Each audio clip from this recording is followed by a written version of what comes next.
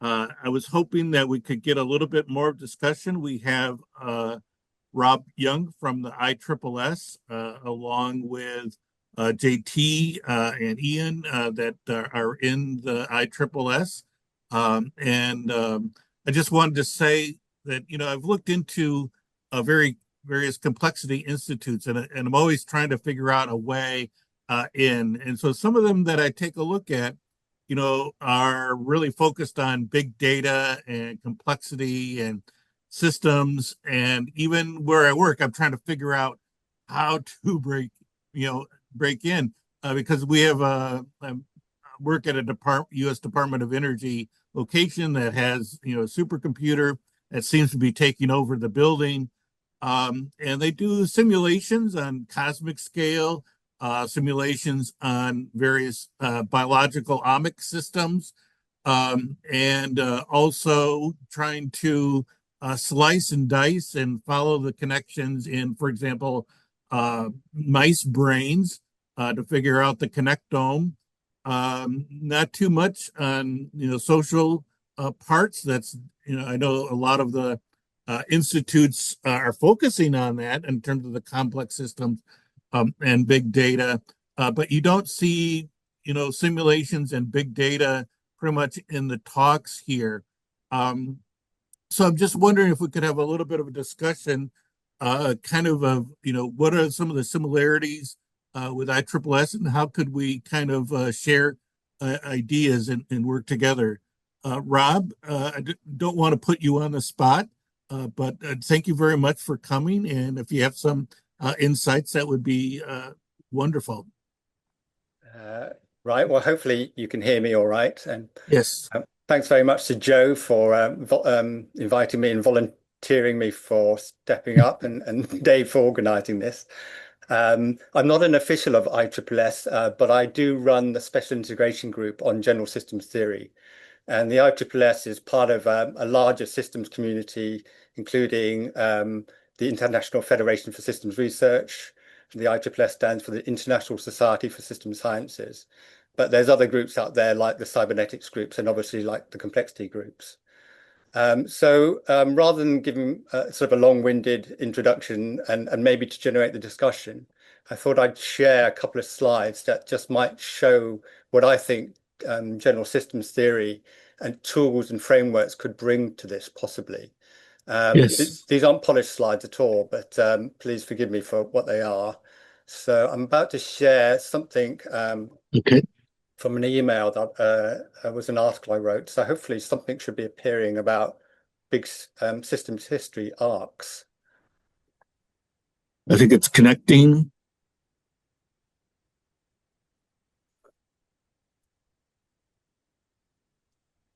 Well, I'm not seeing it's saying that the screen is sharing, but I don't see anything more than the fact that I don't see the actual window yet. Sure, it's I don't know if it's my computer's very slow.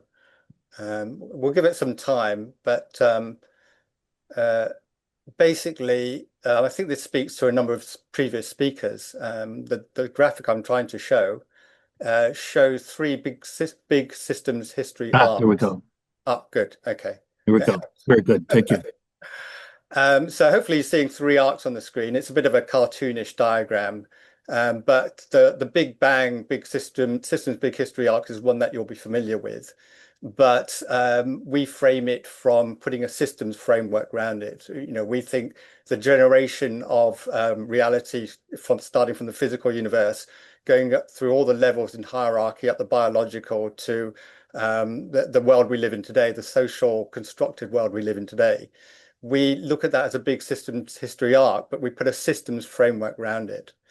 And the second arc is what I'm calling the systems thinking big history arc.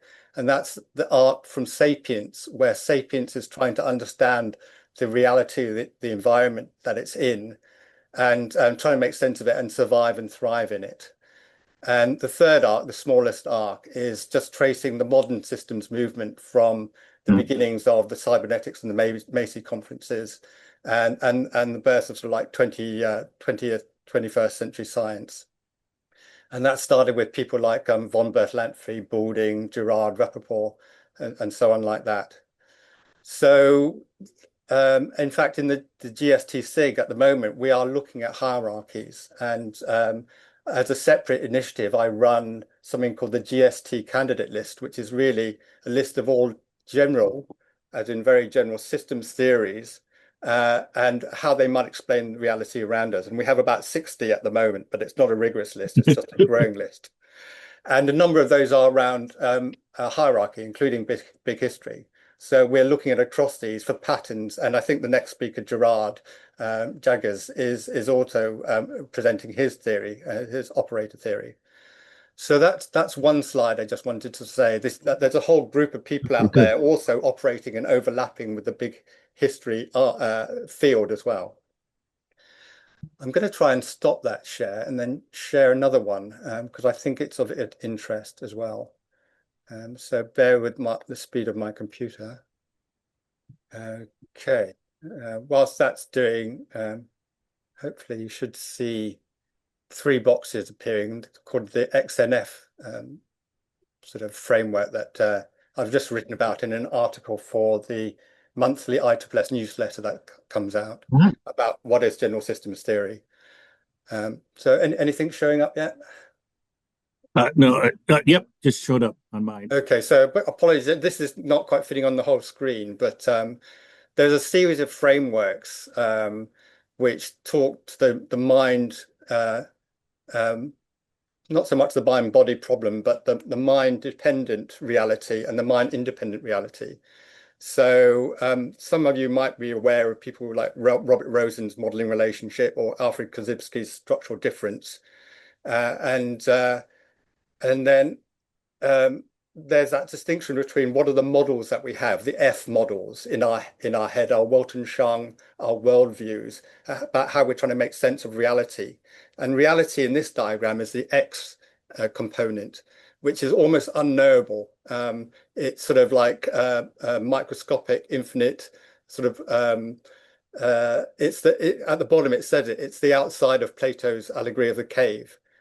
We can never know it. We're just stuck inside the cave. So the interesting bit is the N in the middle, which is the engaged natural systems. Robert Rosen called it the natural system. Alfred Korzybski called it the object. And this is the bit of reality that we choose to engage with. Sapiens chooses to engage with the big arc over time. And that's where science and philosophy interact, the constructivists, the pragmatists. We're all really operating in that constrained N environment. So these are just a couple of the models that I thought I'd sort of put forward to this group about some of the work that GST is doing.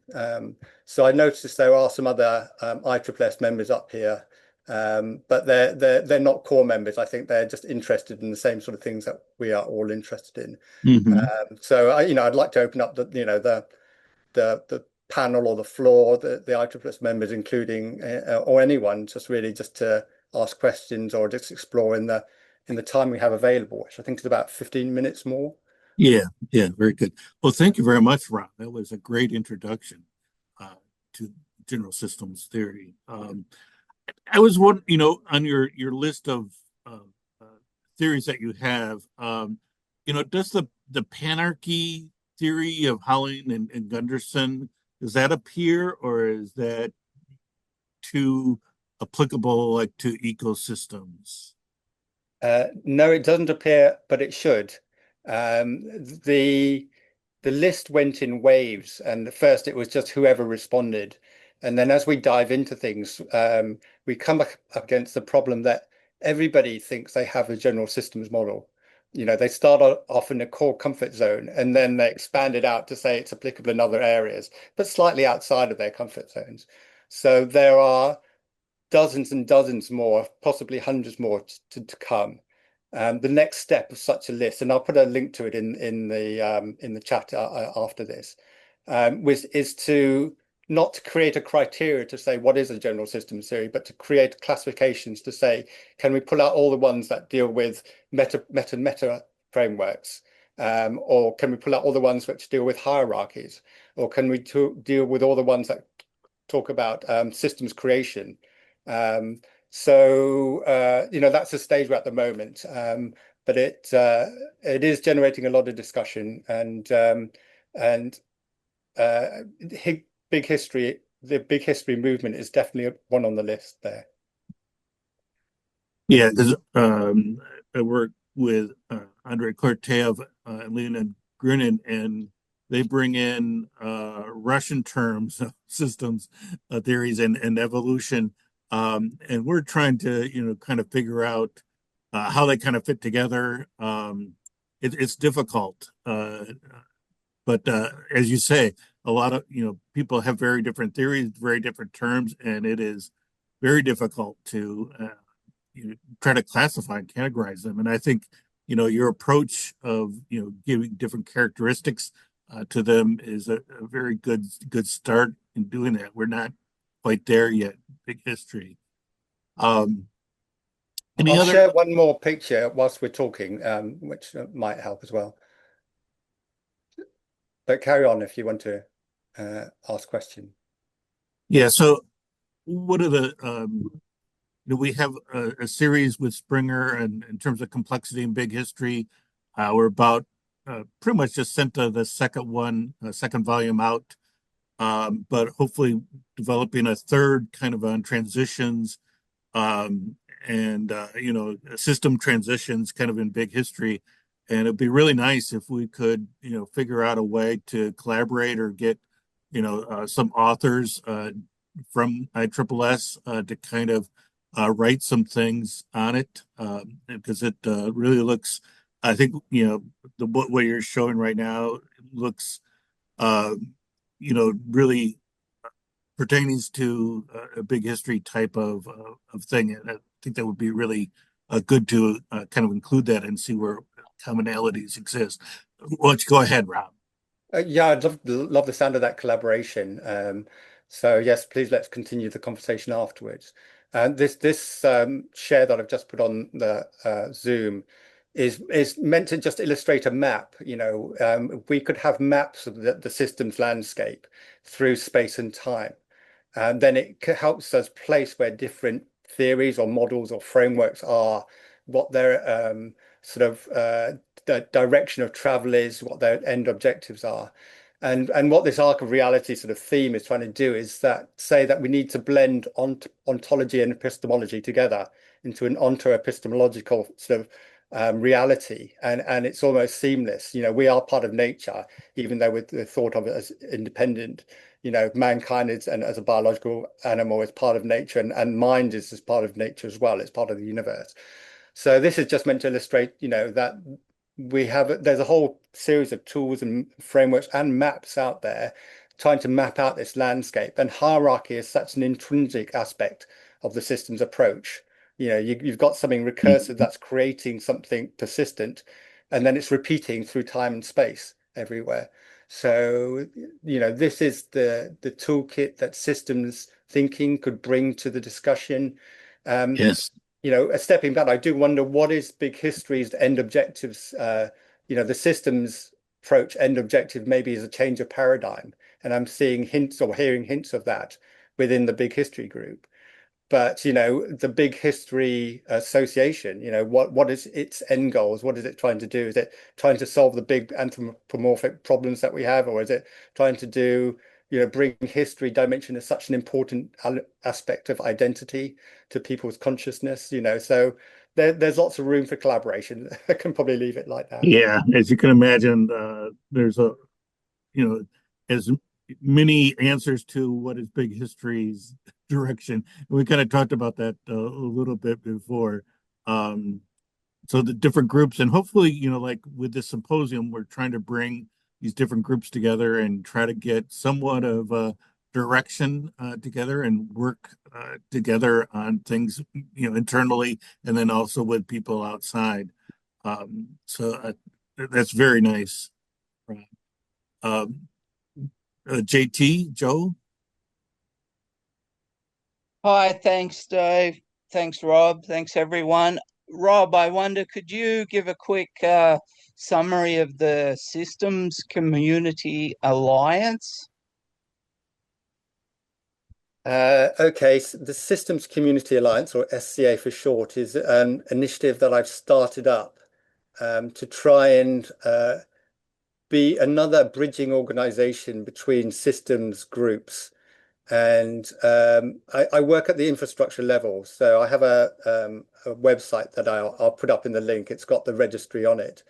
But it's working towards things like creating repositories of systems knowledge, networking experts and archivists together. So it's not working at the political end, which is more the realm of the IFSR or the ISSS. So it's just another initiative of trying to create networks of collaboration to parallel the demand that we're seeing out there from people with these world problems. For instance, in the UK, there's something called the Built Environment Connect, Mark Enzer and the Built Environment. And they are looking for a theoretical and conceptual basis for what they're claiming that to um, do and their approach. And so they've approached the systems community. So we almost need, and the Business Built Environment Connect is a network of big construction companies, political movements, infrastructure services. And so really the systems community needs a parallel connect network to meet the demand from the customers for people like the ideas that we're expressing here. It's fine that we're presenting academic type arguments, but we also need an applied network of people to help make that change happen, because society almost works at organizational level. It doesn't work at individual level. So that's just another aspect. So I will try and put some links to the register or the list of GST candidates, but it also resides on the Systems Community Alliance website as well. So hopefully that explains it a bit, Joe. Excellent, Rob. Very nice. Any other comments or questions on there? I might just say something. I put some in the notes, if I may. Yes, please. Yeah. Hi, Bob. Nice to see you. Um, Obviously, there is another global umbrella organization that's trying to bring a collaboration across lots of different systems communities. I've just put it in the link there, the IFSR. Sorry, I spelt it wrong in the first instance. The second link is correct. Again, it's International Federation of Systems Systems Research. So they're one group that does what Bob was talking about there. Just wanted to mention that. I also wanted to mention, yes, sorry, Bob, you asked the question about Hollings and Gunderson and Panaki and all that. It was quite a big thing at the last conference, the systems Oh, conference really? in Birmingham. A bit contentious, we could say. I mean, there were quite a lot of arguments around it. Lots of enthusiastic people and others not so. And I've been writing up a few things about that since. But yes, it's definitely in there. My view of that stuff is when you look at those cycles on that kind of scale, they're very descriptive of how things generally happen. But how useful they are as an actual kind of predictive theory of, if we take these kind of actions, it will create these kind of outcomes. I'm very skeptical about them, but I think they're useful as descriptive models. But Yes. yeah. Very good. Yeah, and been wondering about that, and I know Yeah.